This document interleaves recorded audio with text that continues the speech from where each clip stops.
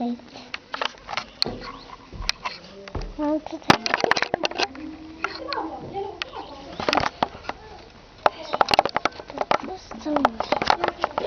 Buradayız.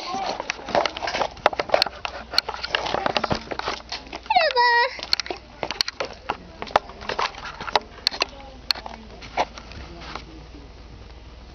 Bak şu Recep bir de şu bak topu. Ama işte diyorum ya. Bak bu değil ama Recep abi. Değil. Ne oldu kızım? Bir şey olmadı. Ha, bizi mi çekiyor?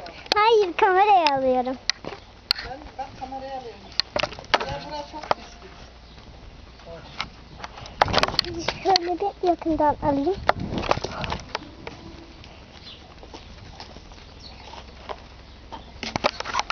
Peki. Mağaranı çekeceğim. İşte mağarada yol götürmemedi. Şöyle peki. Gel. Gel kızım şöyle. Gel. Gel buraya gel.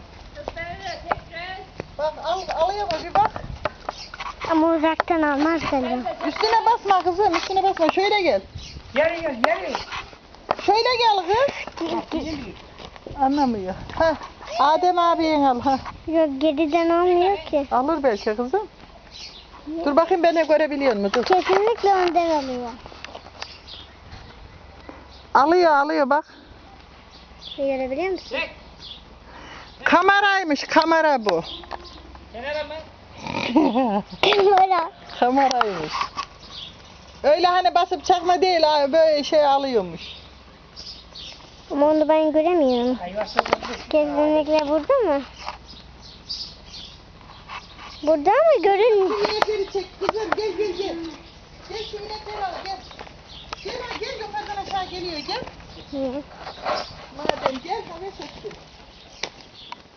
Nasıl Kız içine doğru basma kız. Arasacağım. Gel. Kızım içeri gelme al ha.